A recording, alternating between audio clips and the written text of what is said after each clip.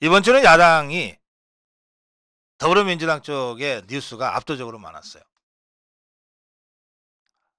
그런데 이 뉴스는 다 세 가지 범주입니다. 하나는 이재명 리스크 관련된 대장동 관련된 뉴스.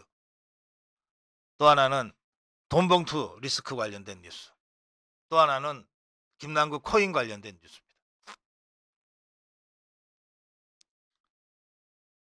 정치판에는 이슈는 이슈로 덮는다 이런 말이 있는데 이거 그런 거 아닌 것 같아요.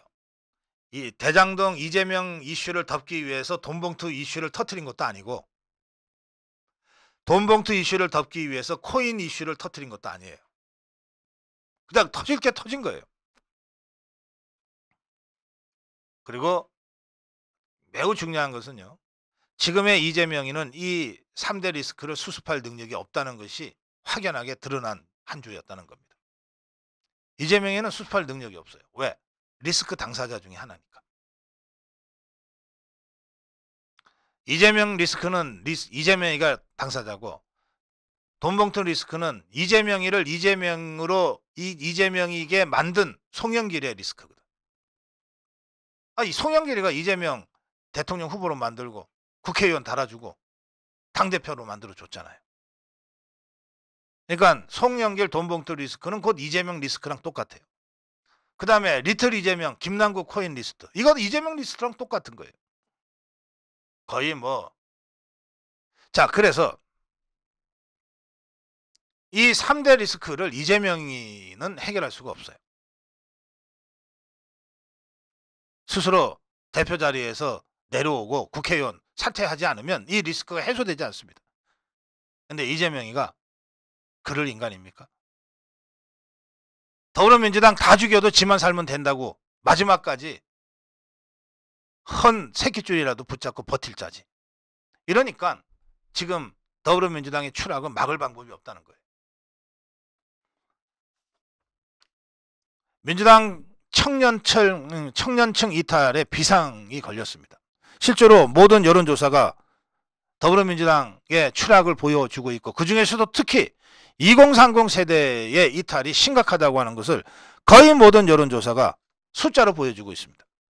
케이스넷 조사에는 2030 지지율이 25%에서 42%대로 2주 만에 떨어졌어요. 42%대가 2주 만에 25%대로 떨어졌어요. 리얼미터 조사에도 2030대 민주당 지지율 급락이 확인이 됩니다. 특히 김남국 코인 의혹이 보도되기 전과 후가 확연하게 달라요.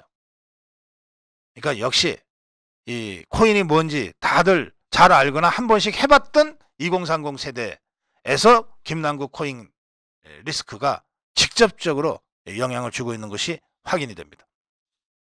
그래서 심지어는 MBS 조사에서는 정권 심판론과 정권 힘 실어주기 이게 거의 동률로 나올 정도로 지금 상황이 급변하고 있습니다.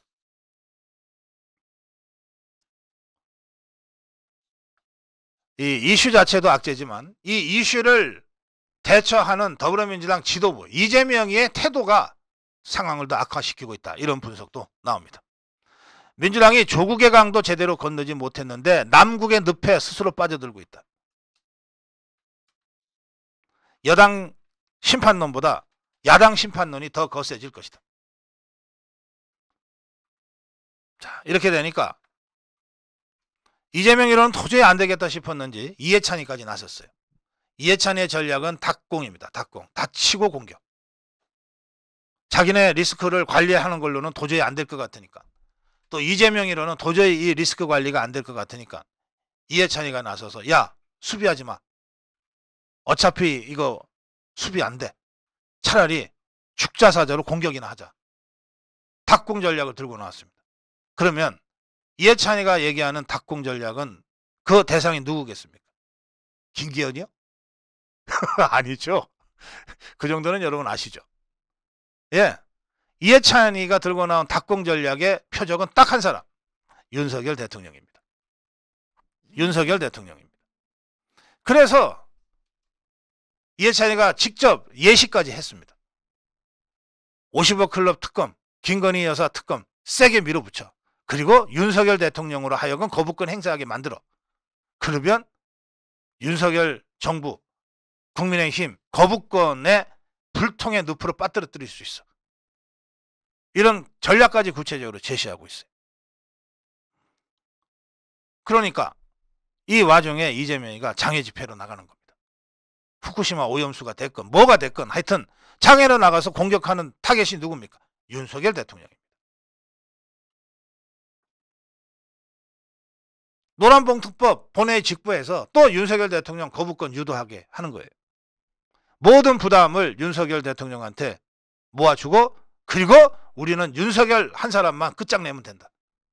이게 지금 도저히 자체 수습 능력이 없는 더불어민주당, 추락하는 민주당이 마지막 반전을 노리면서 구사하고 있는 đặc공 전략입니다.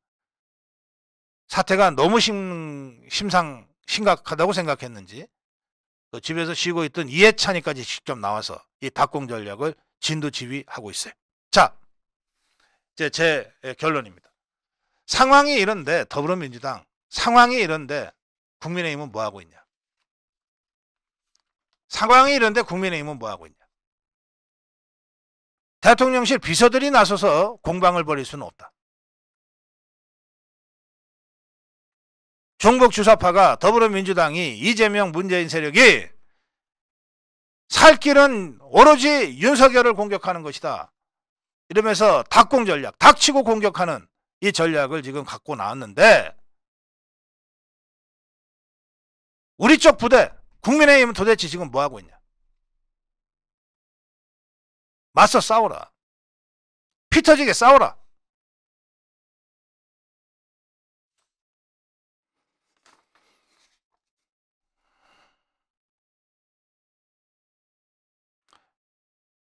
제가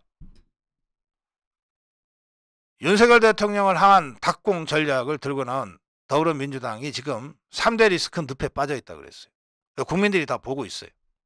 그리고 저것들이 왜 느닷없이 다시 윤석열 대통령을 표적으로 해서 공격에 나섰는지도 알아요. 그럼 국민의힘이 어떻게 해야 됩니까? 더불어민주당을 공격해야 되잖아. 3대 리스크를 공격해야 되잖아. 근데 3대 리스크의 핵심은 뭐예요? 부정부패 특권 아닙니까? 부정부패 고리와 특권이에요. 특권. 불체포 특권. 그러니 국민의힘은 더불어민주당을 특권철폐 정치개혁으로 공격해야 된다는 거예요. 저것들이 처음부터 끝도 오로지 공격이다. 윤석열 공격이다. 윤석열 퇴진이다. 이렇게 싸우고 나오면 국민의힘은 처음부터 끝까지 특권철폐, 부패정치인 퇴출, 정치개혁 하고 더불어민주당을 공격하고 나서야 되지 않냐는 거예요. 그래야 어젠다 세팅이 되지. 이런 전략적 고민을 국민의힘이 또 범여권이 좀 진짜 좀 제대로 해주기를 바랍니다. 고성국의 판이었습니다.